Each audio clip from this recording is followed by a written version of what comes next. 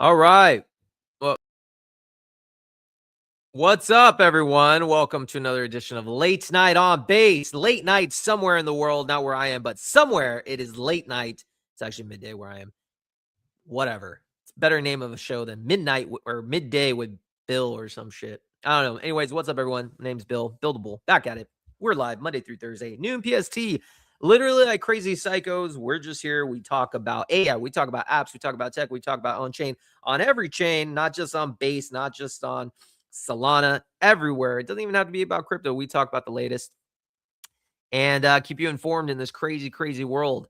And if you guys don't know, the market, first of all, this episode is brought to you by nobody yet. If you want to be a sponsor of the show, we have supporting sponsors, but the presenting sponsors, the big dogs, nothing yet. Although we do have something going on with Albemarle, baby.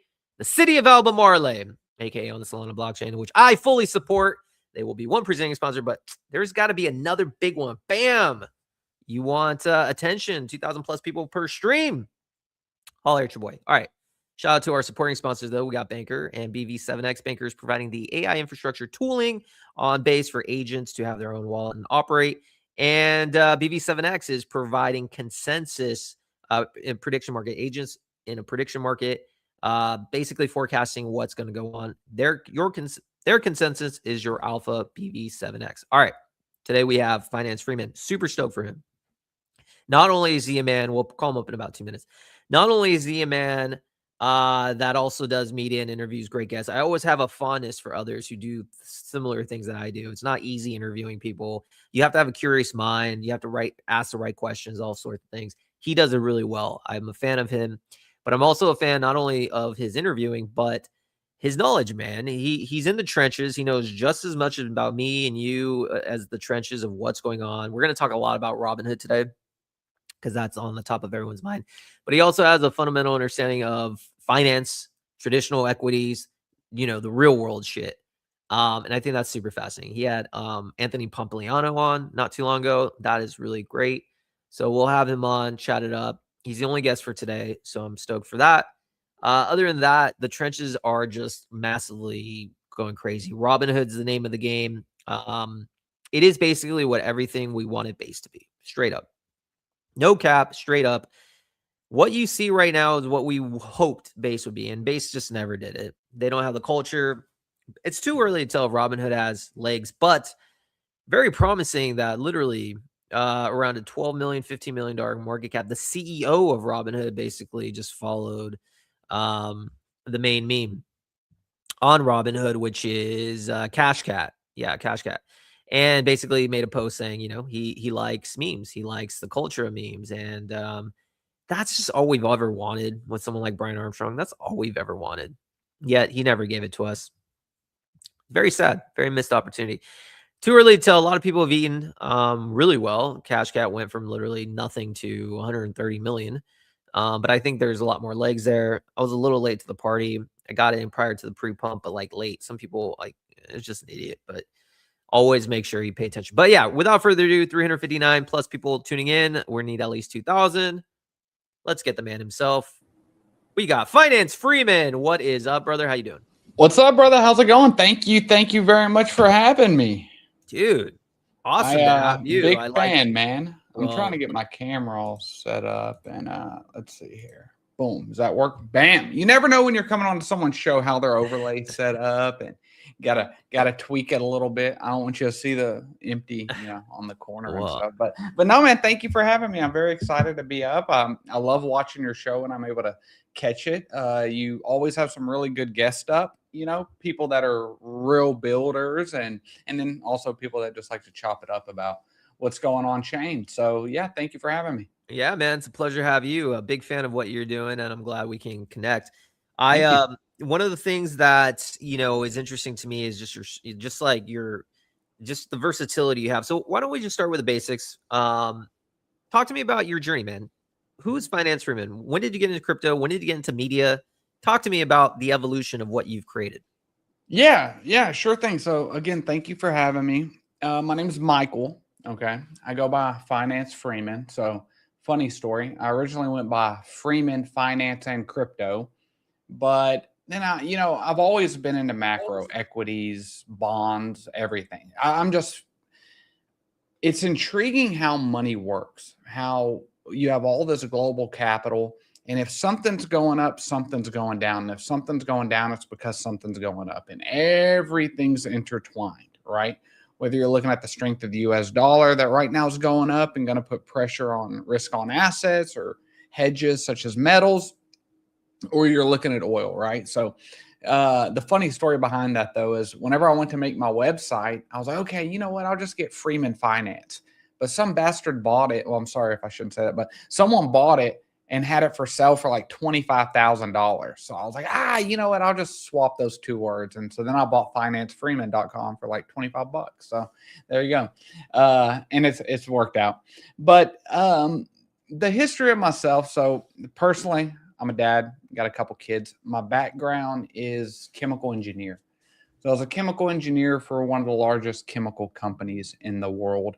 My wife worked in the medical field. I always did my own investing. I had a 401k that is limited investment, right? But I always had an Roth IRA, and I always dabbled in crypto going back to, 2016, 2017. Unfortunately, I didn't have a lot of money back then, so it wasn't enough to really make a dent in anything. I remember buying Dogecoin, man, and like 2 years fast forward from the date I bought Dogecoin, my buddy calls me. He's like, "Dude, check your Dogecoin. It's like $70,000." And when I went back to look, I'd bought it for about 200, and I sold it at a loss for 170 because I couldn't stomach the loss. Because I was broke at the time, right? Most of us start at zero in terms of net worth. And so throughout the history, I've always loved finance. I always loved making money, and I always thought the easiest way to make money is to have money. And that is true. It is true in financial markets, but it takes a lot of focus and a lot of studying. And I always found myself on YouTube, listening to people and studying, learning technical analysis, learning what's happening in the markets. Well, you go back 3 or 4 years ago, my wife and I are doing our taxes. She worked in the medical field. I was a chemical engineer. So you could say middle class, upper middle class a little bit in terms of income. And we went to do our taxes. And I owed an additional like $7,000. I'm like, what the heck? So this is before ChatGPT. So I go to Google and I'm like, what's a legal way not to pay taxes? And I was like, well, start a home business. You could have all these write-offs. I was like, okay, cool. What's an easy home business? And I said, start a YouTube channel. And I was like, well, hey, I'm knowledgeable about this. I do a lot of research. I'll do it. So I just opened up an old laptop I had from college and made a video, right? And that's kind of how it started. And I immediately fell in love with it because I've always been one who enjoys educating people. I've created courses at a local college to teach people about analytical chemistry, which is my background. And I did that. I've taught people English. I had a lot of foreigner friends that I would teach English. I just always loved educating people. And so then whenever I went to YouTube, man, getting the feedback of, oh, this really helped, or, oh, I didn't know how to draw this, Fibonacci, whatever it is, that really fueled me. And I really loved it. And probably about 9 months in, I got my first sponsorship and it turned into a business, right? And it's very easy for that to happen. And you get a lot of different deals thrown your way. But I got some really good advice from a friend who's a YouTuber. And he said, turn down 90% of the deals, right? Always do extra due diligence. And I think that's really done well for me to try to, stay away from some of the scammier stuff, right? Because we have a lot of people with bad intentions that will try to go to people with good intentions, get them to show their product, show their project, whatever it is, right? And so it was an interesting course, but, I've been an investor, so I was able to make some money investing. The business has grown as well. And so it was just a process of my wife quitting her job, and then I finally quit my job. And so now we're both full-time on the content business. So it's currently my wife and I, and then we have one full-time person that works with us on all of the content.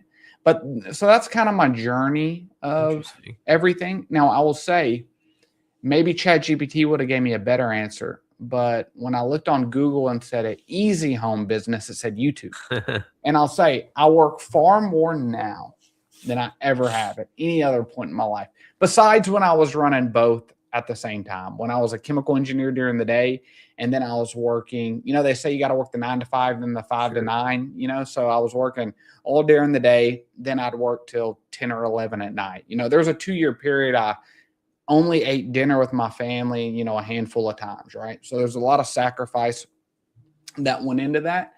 And, so I definitely have more balance now. I definitely enjoy that, especially now with the kids having summer out. They're always banging on my door, wanting to sit in here with me while I'm streaming, and then they unplug one of my lights or something. The other day they unplugged my internet. I was like, okay, all right, let's go ride the golf cart. Let's go. And but it's been a beautiful journey, and I'm just ready for this next bull run to come in, right? Because we're going to be able to have the new wave of crypto investors coming in, right? And they're going to look to people like us to educate them and show them the way, show them simple things, maybe how to set up a wallet or what to avoid, what to look out for, how to take profits, how to do basic technical analysis, things like that. And so I do try to go at that from a macro perspective, because I think if you're not, you're missing the big picture. Like if you only looked at Bitcoin right now, you may think the bottom's fully in. But if you zoom out a little bit, look at macro, there could be some more downside. And so that's kind of my take on it. But you're right. I talk about everything from bonds, equities, to like the latest meme coin that just launched. So it's a lot going on in the head. But that's kind of my story a little bit. Very interesting. So a lot to unpack there. First of all, fellow dad. I'm also a fellow dad. It's always good to see media guy with also a family. How old are your kids, if you don't mind? I have a 5.5 and 6.5, and my youngest is nonverbal with autism, so that's something that's very near and dear to my heart. Sure. And I know it's tough on my wife and stuff. That's why the priority was getting her to be, off with the kids, right? And so she's the first one that quit her job and everything like that. And so it's nice me being able to be home to help out. But I know, man, I feel like we're like a lost breed. Like there's only a few of us. I go to these conferences and everybody's, 35, 40 years old, YOLOing, and I'm like, oh man, I'm gonna go call my kids, For sure. But I actually think that, like, especially in our industry, we are kind of a rare breed. A lot of the younger streamers or media people, the right guys, the Rasmer. It's funny, you guys had a little beef going on, and I actually agree 100% with everything you're saying. I think he's a little, and it's just it just comes with maturity. But he's a kid, big ego. But you have most of those people in the crypto world who kind of resonate. And the older guys like ourselves, we have a need in this market too, because not everyone's going to relate with the younger crowd. So I think there's there. Okay, so a couple things with what you said. Fascinating to me. So you haven't been doing the media thing for a while. You were a chemical engineer for the most part. You wanted to figure out how to lower your taxes, so you started a business. So it's only been 3 years from when you started to now. Is that correct? Yeah, about 3 years. Yeah, a little less actually, probably, if we look at it. What advice would you give aspiring? Because that's not easy to do, and especially to get to your stature right now. You're interviewing the Anthony Pompilianos of the world. What advice would you say? Is it just consistency, showing up day in, day out? Did you post a video every day? Like, how did you get from there 3 years ago to getting your first sponsor to now being where you are, getting amazing guests like Pomp? Yeah. So, I mean, we can say the cliche stuff, right? Like show up every day and, and that's all true. Like you have to do that. That's bar none, right? You have to work a lot. You have to understand. And this goes with any business, right? When you're building it, there won't be balance. There won't be that. There's going to be a ton of sacrifices, right? But you have to know what you're going for, what your end game is, what the plan is. But, one thing I don't hear a lot of people talk about, and this is something that I would say is true for whether you're a chemical engineer. Back when I was a pipe fitter, when I was even younger, I was a pipe fitter before I went to college. All of this is, you've got to find mentorship. right? And everyone's so quick to want to be paid for something. And trust me, I think people should be paid what they're worth. But at a certain point, people got to realize, hey, you're not worth much, right? And so reach out and find yourself some mentors. On the YouTube side of thing, and that's another thing, reaching out. The worst they can say is no. You know, my wife, she's smoking hot compared to me. And I was so like nervous. I was a little fat 18-year-old, 17-year-old to talk to her. If I would have never done that, we wouldn't be where we are at today. And so the worst people can say is no. That's one, right? When it comes to looking for mentors and things like that. But don't be afraid to reach out to people. I was actually talking about this earlier on stream. Everyone wants to think they're the man, right? Kind of going back to that one guy we were talking about. Everyone wants to think they're the man. But there's always somebody better than you. There's always someone that's more experienced than you. There's always someone you can learn from, right? And so when it comes to the YouTube front, there's a gentleman called Sam, my financial friend, that I got in touch with. Cryptos R Us, George, a fellow dad. Actually, they're both dads.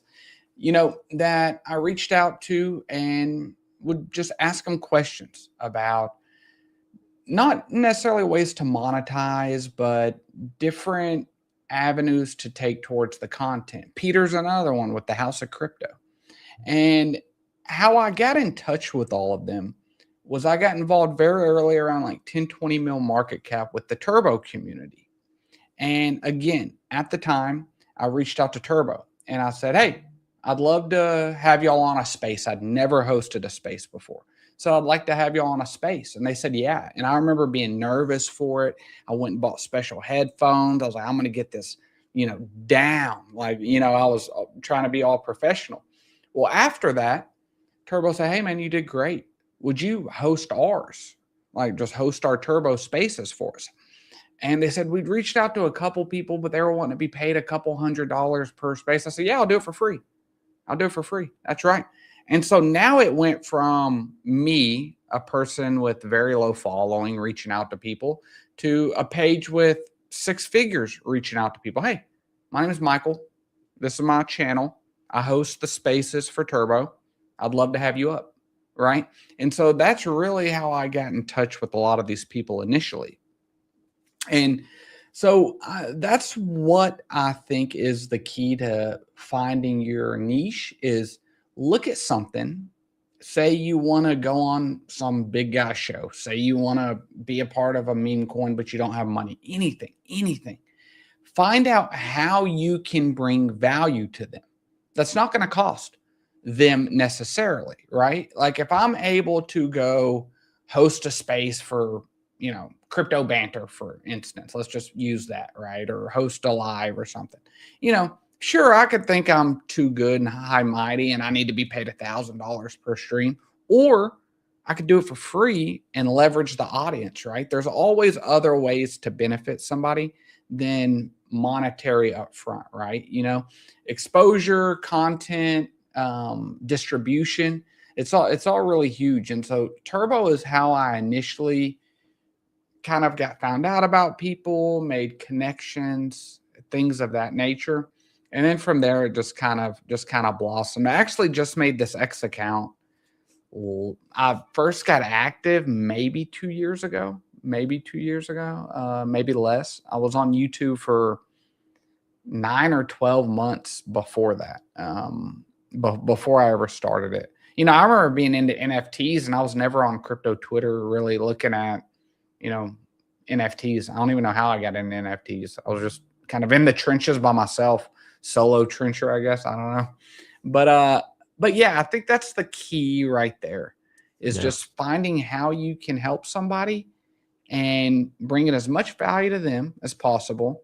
Doesn't cost them anything, but it benefits them in a certain way. And then you get the second, third, and fourth order magnitude benefits from it, right? Whether that's growing your audience, whether that's somebody remembering you down the road, any of that.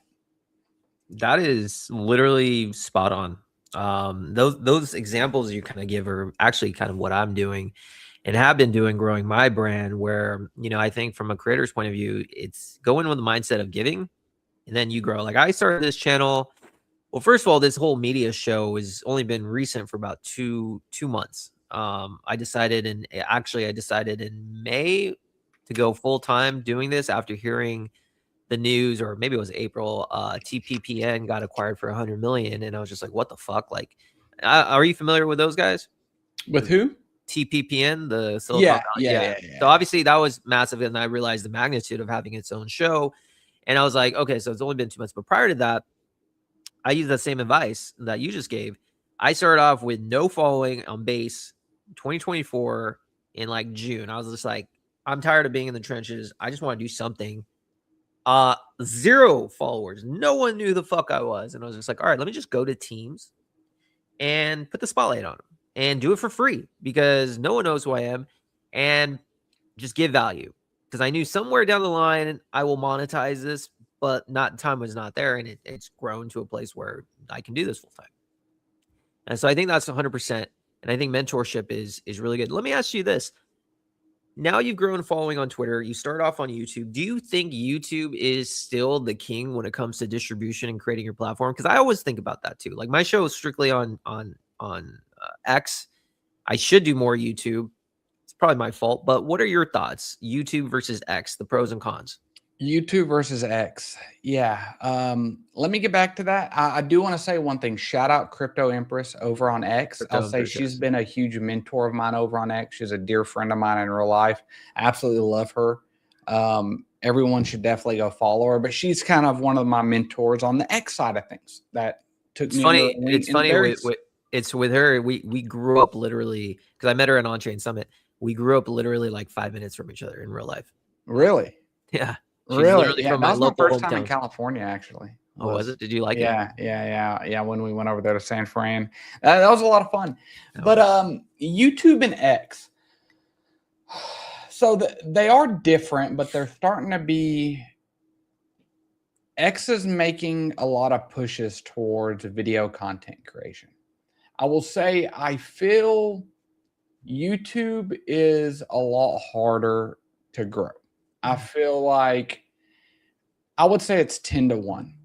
Like if you've got 10,000 on YouTube, I would say that's about the equivalent of 100K on X. That's how I look at it. And I think you can see that in a lot of the data as well.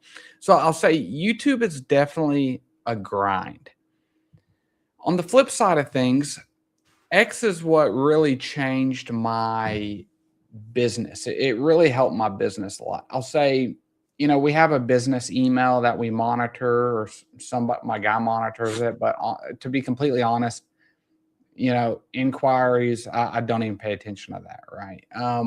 Now it's mainly XDMs or contact my management, but X has became such a funnel to get in contact with people and for networking. So I think YouTube will always have its place, especially for higher quality content. And so kind of the way I've taken my business is not even streaming on YouTube anymore, because YouTube's a little more politically correct. It's, and I want to feel like we're just chopping it up when I talk, right? And I feel like the way Elon's pushed X, I can have a little more freedom of speech. I'm not saying anything outlandish, but I mean, if I slip a F-bomb or something, I'm not going to get demonetized or anything like that.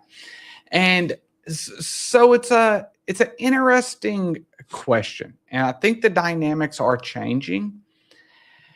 I guess it really depends on what point of view you're looking at. If you're looking from a monetization standpoint, I still think YouTube is king in terms of videos, like sponsored videos. If you're looking for kind of a more utility-based audience, I still think YouTube is there, but you can't compete with the networking of Twitter. It's crazy. There's never been a time in our lives where if you wanted to, you have a non-zero chance. Okay, I'm not saying it's a high chance, but you have a non-zero chance of getting in touch within 1 minute to the richest person in the world. You can literally tag Elon Musk and he might see it. Like it happens every day where he responds to somebody, right? That can't happen on YouTube, right? YouTube is a lot more search based, where I feel you can just do so much networking on Twitter, on X, it's really a huge thing. And it's became a ever growing part of my business. I was like 7,000 followers on YouTube when I started the X, and now X has passed up the YouTube. I think we're at like 14K on YouTube or 15K on X. So it's interesting. And I'm very excited to see what they keep doing with X, with the platform. There's more and more video tools like the selfie responding green screen type TikTok, video. That's awesome, and being able to figure out the algorithm. I don't know what they did to the algo, but like a month ago, everyone's impressions shot up. We started getting good distribution, and that kind of correlated with, kind of when the market turned around. I know we had Ansem and everything, but, impressions, the algo definitely increased. We definitely have a lot more people interested in crypto right now. I think X is a little more watered down with creators, right? Because it's a low barrier to entry, right? You could first off, you could bot a lot of stuff, but all it takes is a cell phone and typing, right? You don't ever have to get on video. You don't have to invest 15,000 into studio equipment. So it's a lower barrier to entry. So it's a little watered down if you just want to look at, raw numbers. What amount of influencers, whatever you want to call it, media personalities have X following? It's a little more watered down till you get to the top tiers. YouTube, like I said, it's a little harder barrier to entry, right? It's a lot more work and cost associated with it, right? I mean, sure, you can record a video on your phone, but how good is that going to do? You got to edit a little more. So I think they're totally different avenues. I'll tell you the way I'm structuring it now is that my streams are going to X, and I'm going to start them up on Kick as well, just because I don't have to worry about saying the wrong thing. I don't have to worry about any of that, right? And so that's one avenue for sponsorships and reaching an audience. And then my YouTube is very straightforward, educational based, right? The crypto market is doing this. Caspa is doing this. BitTensor is doing this. Even this meme coin is doing this. But more 6 to 10 minute videos dedicated on a specific topic and going from there, and then clipping that up and distributing the content that way. Yeah, I think the recent push by X is definitely showing that they're caring about the monetization more. I think they want to encourage more people to stream on it. They're giving away potentially up to $1 million for streamers. I think distribution's unmatched, as you said. My network as well. I haven't really bothered with YouTube just because I do my streams and I concurrently do it on, through StreamYard. As you can push it to whatever you want. But all my viewers, we have 2,500 plus viewers currently live late night on base, Build a Bull with Finance Freeman. It's all on X, man. My numbers on YouTube are terrible, but I don't really push it because I don't really care. But it's a good place. My whole thing with YouTube is like, maybe there's some discoverability, but I use it as a storage site. Like people can see my stuff, because up until recently, one of the downfalls with Twitter is you put something out there and it's gone forever. One day in the circle, and then it's hard to get replay value easy. But now I think with this creator studio, everything is in an easy place to kind of share. So I agree with that. So I'm looking forward to it. So Kick real quick. Yeah. And why Kick though? Do what? Why Kick? Kick or Twitch. I mean, I really don't care. I'll do a little research. I'll ask somebody who knows a little more about streaming sites. Really, the guy who's kind of my assistant works with me. He told me he thought Kick would be better. I don't really have a preference, just another avenue, right, to reach people. Sure. But I will agree with that. Whenever I go live from YouTube, I have approximately the same following on both accounts, right? Plus or minus 1,000, right? So the same following. With live streams, 90% of them is on X, okay? And with YouTube, if I post a video, it'll get, anywhere from like 3 to 7,000 views, right? Somewhere in that realm, depending on what the topic is. Some get less, some get more. But that's, pre-recorded, more rehearsed videos, Sure. right? And so I think X being such a platform where you can just, you think something, you pull out your phone, you tweet it, right?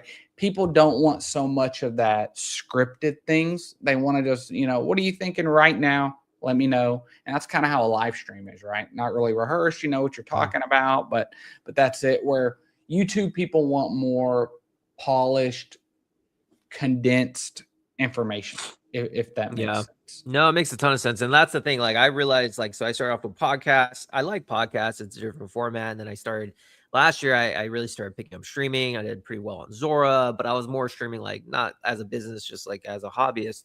And I quickly realized, I was like, okay, let me try making these videos. Like earlier in the year, I was like, all right, let me make AI videos on YouTube just to try it. And I realized that's just not my thing. Like, I can't do scripted. Like, I was like, what do people do? They have like a script and they have to memorize it. Or I was like, this is so not me. I'm very much like, my personality is very much off the cuff, say whatever the fuck I want on my, like, listen, engage. And I just embraced it. I was like, you know what? I'm never going to be that polished video guy on YouTube. There are people who probably like it. I'm more of like, let's just chat and talk, and live streaming is my format. And I was like, just embrace it. So that's why I started on X, pushing on X. And I think Twitch should be good. Twitch or Kick. I think you're right. I think that's like Thread Guy's done very well there. And I think it's a different mode of distribution. All right. So now 10 more minutes or so. I don't want to take up too much of your time. Very fascinating conversation. EA, thank you for the comment. Good insight here. I agree. Not just because I'm learning something too. Let's talk the trenches. Very curious to know, obviously Anthem's gone crazy, retracing. And then yesterday, clearly Robinhood. What are your overall thoughts on Robinhood? Do you think there's legs here? Do you think it's just flash in the pan? Curious to know your perspective. Yeah, no. So I'm normally pretty bearish on these new projects that are trying to come in and take L1 or L2 space. I wasn't very bullish on Monad. There's that Mega ETH, which it's kind of cool tech, but it's the absolute worst name in the world. So, go to zero. But this is different. I've always said that we really don't need additional layer ones. There's some cool things happening with Casper and some other L1s, BitTensor specifically, but Ethereum really has it down. Okay. The only downside with Ether is, basically throughput, right? Scalability. And even now base L1 is increasing on that. And so when you look at it, that's why I was such a fan of what Base did. Base came out and they said, you know what? We don't need a token because there's no need for a token. We can just use wrapped ETH, essentially. We can just use, one-to-one ETH on this chain. And I think what we are seeing with Robinhood is not something that should be brushed over. I do not think it is going to be something that is, hot today and gone tomorrow. Obviously, there's going to be cycles, but I think Robinhood is here to stay. I think Robinhood is definitely here to stay. I believe they have seen what Base has done. They have seen the downfalls of what Base has done, and they're there to capitalize on it. And one reason I was so bullish on Base is because I like to bet on winners. And whatever you think about Coinbase, Brian Armstrong, you can't deny they are winners. Like they made a space out of nothing, Coinbase, when it was just to buy BTC essentially. And they've really developed this industry within the United States and now abroad, right? But specifically in the United States. But if you take a look at Robinhood, they've really done more in terms of financial capitalization, if we want to look at that. Robinhood really blew up during the Wall Street Bets days with stocks. And they've also heavily adopted crypto. Last I looked, they had 70-something cryptocurrencies adopted. And so I think what we're seeing with Robinhood is definitely base 2.0 on steroids, except they've learned all the lessons of what base did wrong. They probably have a deeper marketing budget, and they have deeper liquidity, period, on their platform. When I quit my chemical engineering job, I had a nice size 401k that was very limited to the investments I could make, right? I didn't want to buy into just an index fund. So what did I do? I transferred that, converted it to an IRA, and put it in Robinhood, right? And so you've got a ton of capital in Robinhood, whether it's investment accounts with individual brokerages or IRA accounts that's sitting on that platform. And now with what they're doing with the tokenized stock front, I think it's perfect right up their alley. When Base launched, and I keep comparing this back to Base, but there's no other way to do it. When Base launched, they did not have a clear vision. They didn't have a clear vision on what they were going to do. And you've seen this change a few times, right? First, we were coining everything, and now it's AI. And I hope to God, pray to God, AI works out. I love Base. But, they have a clear layout, that they have a clear game plan. We're going to tokenize stocks using lighter technology. That's why I'm bullish on that as well. And they already have the largest retail base for that. And so it's just an easy plug and play into their system. And then they're embracing meme coins as well. And, some people love meme coins. Some people hate them. I absolutely love them. I think you need to be smart with them, but I absolutely love them. But even if you hate meme coins, you can't deny that they bring a ton of volume and a ton of attention on the network, right? If you look at Solana's ran up to 250 two different times, purely on meme coin speculation, right? There wasn't a lot of tech built, especially the first run with Solana before the FTX crash. There was not a ton of, utility tech being built on it. It was all pure speculation and investments from that front. And so I think Robinhood has taken their time with this. I think Robinhood knows exactly what they want to do with tokenized stocks. And I think they have the perfect plug and play ecosystem to put it in. And I think they're definitely going to be a winner. I think Vlad's a winner. And I would not be fading Robinhood right now because you think it's going to be a monad. You think it's going to be a mega ETH, because I can almost assure you that it is not. And it is going to be here to stay. And it's going to be a very big winner. Yeah, I concur wholeheartedly on a few things. Number one, comparing Robinhood for those to like Monad or Mega ETH is just losing the sight of the distribution and the major success that Robinhood provides. Robinhood is institutional grade, known by everybody. It's not just some random fucking L2 that was just created to make founders rich. No one knows Monad. No one knows Mega ETH.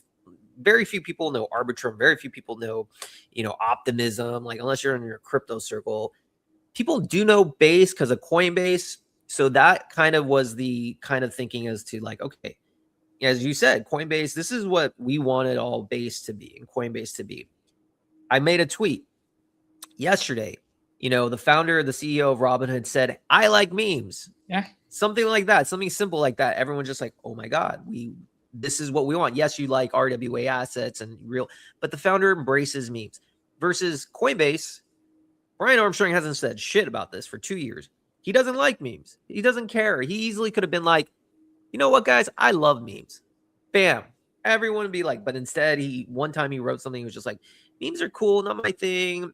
And there's so many scammers, blah, blah, blah, blah. It's like, bro, what? And that's everything, though. Yeah. I mean, I guess you're tied with handcuffs. So yesterday, like I said, I wasn't early on Robinhood. I know people in different groups that ate extremely well. I was somewhat early, but not really. But what I was noticing is instantly within 7 days, the founder of Robinhood is embracing meme culture. And I've said this earlier too. if you are an L2, if you are a platform and you want attention, you want people to know about you, run a meme coin to 100 plus million, then see what happens. This whole run up, I know they understand that. They would not have had this run up. People wouldn't be bridging over and like the bridges don't have ETH if they didn't see Yeah, Cash that's Cat at crazy. 100. Running out of the bridge, They man. ran out. Yeah, Yeah. And yeah. the only reason is no one cared prior to the 10 million runner or 5 million. No one cares. When you get a 100 million runner, you get, and sure, we can talk about, is it crime? Is there stuff going on? Of course, there probably is some shit going on to get it up there. Doesn't matter if you're a trader, just enjoying the ride. But that's the thing. I think Robinhood has shown that they're interested in memes. People now can speculate that stuff like Cash Cat will get listed. But, however many people are on, I think they're making the playbook that, in my opinion, might be too much for Base to overcome. I think personally, Base has lost the plot. I think they have no culture anymore. Yes, you're builders. And I think the only thing that they can do is help push the agentic agents. But even then, if you notice the run up with Banker and Virtuals, they didn't really do anything. That was all through Banker. Banker did their thing. Virtuals had done their thing. Virtuals had their run in 2024, 2025. No help from Base. Same with Banker. Banker's pulled this chain up. No support from Base. So I don't really know what Base can do. I think the airdrop's the last thing. But if they don't change, what people will do is have the airdrop, maybe speculate a bit, and then bridge out. What do you think? What do you think Base will have to do going forward to compete now with Robinhood? I don't think they can. I think they missed their opportunity. I think Coinbase had the perfect opportunity to onboard everyone. When they did the DEX integration to Coinbase.com, not Coinbase Wallet, when they made it to where you could buy every Base new launch coin, shitcoin, DEX coin from main Coinbase.com. And they originally had it only for Base. And then I remember hearing them saying, and we're going to roll this out to Solana. And I was thinking that is the dumbest thing in the world to do, And I think that was their opportunity to really take all that capital that they had that's on normie money, normie exchange, people that are buying XRP and, buying all these top assets, market cap assets, to get them onto Base. But then when you add Solana in the mix, when Solana has so much more on-chain volume, you're just feeding them. Yeah. And, if you're not number one, or a good number two, you're going to lose out in this space. And because it's all about attention, it's all about volume. And I think they missed that. I think they missed that. I think the biggest thing Robinhood could do right now is do the same integration as Coinbase did on Robinhood, main Robinhood app, the same one I have my IRA on, but only for Robinhood chain. I think that's the number one thing that they could do. And also get USDC. Maybe you could correct me. I was bridging the other day and I didn't see USDC. I seen USDE and something called like global something, but I didn't see USDC. And if I had to guess, I seen you questioning FOMO. I think that's the hang up with FOMO. FOMO is all based on USDC. All the trades are USDC. It settles in USDC. And so I'm wondering if that's part of a little hang up with what's happening with FOMO. But have you seen Circle on Robinhood chain yet? I have not. I just bridge over the USDC, but then it converts it to Robinhood ETH. Yeah. And so, I haven't seen that. I mean, I'm sure it's coming. I'm sure it's coming soon. But yeah, I think that's a little hang up. But I don't know, man. I don't know what the moat is for Coinbase right now. I mean, what's a good argument of why somebody should bridge to Base? I just don't see it. I see a comment from this gentleman.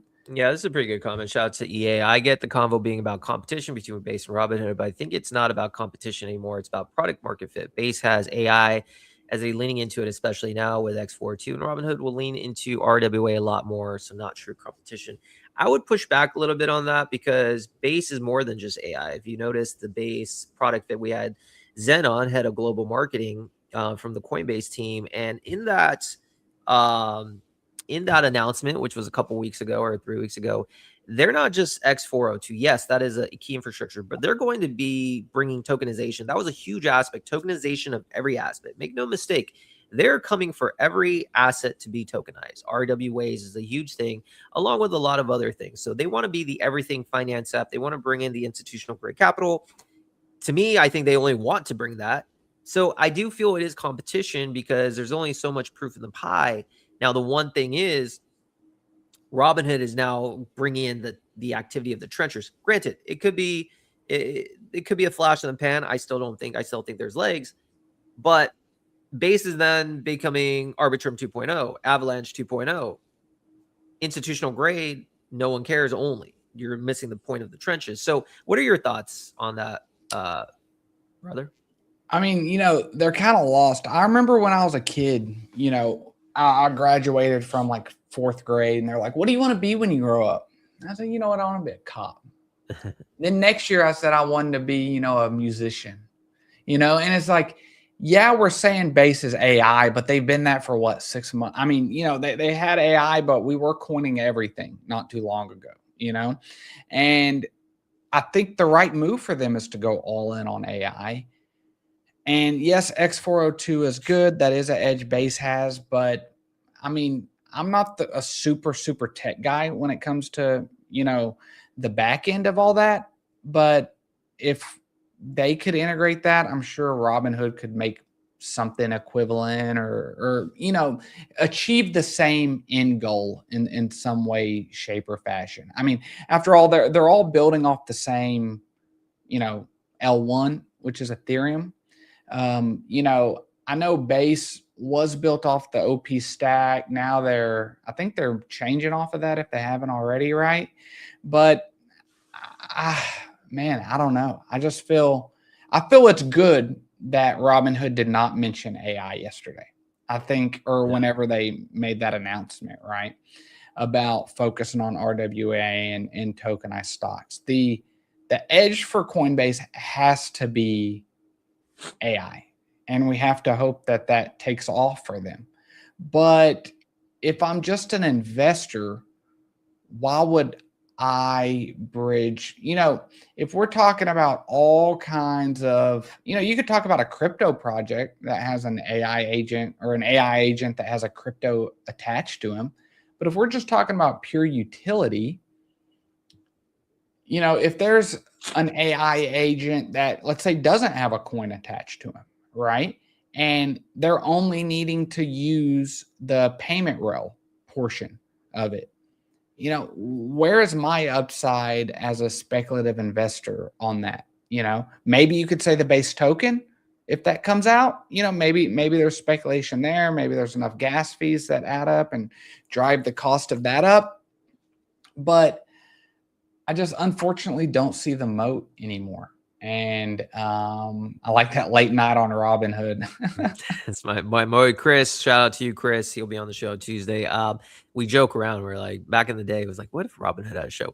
I mean, honestly, at this point, I was telling you, brother, like, I do envision a late night show on every chain, with late night TV being the distribution. But like, I think Base has lost the plot. Like, I'm not a boomer or homer in any sense of the way. I think they had an opportunity. I think it's gone. I think AI agents are cool, but man, what do retail want? I just feel that something, maybe competition will breathe fire into them. That's your only hope. But who else is? I mean, the memes are cooked from 2024. It's unfortunate, but you have to have both interests. Yeah. I mean, if they want to spark anything, what they should go do is list beats on Base. Go list some of my memes that I've got like 1% of that are down. They should list Albemarle City, which is a Solana blockchain project that is now going to be a sponsor of the show, and I'm a huge fan. What is that, man? I was looking into City, brother. It's basically a Solana community that's created like this whole, like, its own city, which is actually a real city. And the dev behind it, fun fact, he was the dev behind KeyCat on Base, which ran to cool million. So legitimate guy. And I'm a big holder now. I'm like probably the number 2 holder. So I was just like, you know what, guys, why don't we work a deal where you become one of my sponsors? And they're down. So Albemarle City starting tomorrow. Let's go. Oh, that's cool, man. I looked at it because I seen you post about it, and I was like, "Wait, is this guy?" And I went to the website, and I was like, "Is this Dev? Is he really the mayor? And No, are he's they not really. somehow tokenizing the city to pay for stuff?" That'd be pretty cool. He's not the mayor, but it's a fun little thing, and so I'm happy to support. But like I said, we all have our projects that we're into. Memes bring fun. There's a huge fit to being in that. But listen, my friend, we're at the hour, brother. I had a blast with you, man. I definitely want to do this again sometime. Thank you so much. We had almost 3,000 people tuning in. Thanks for coming on, bro.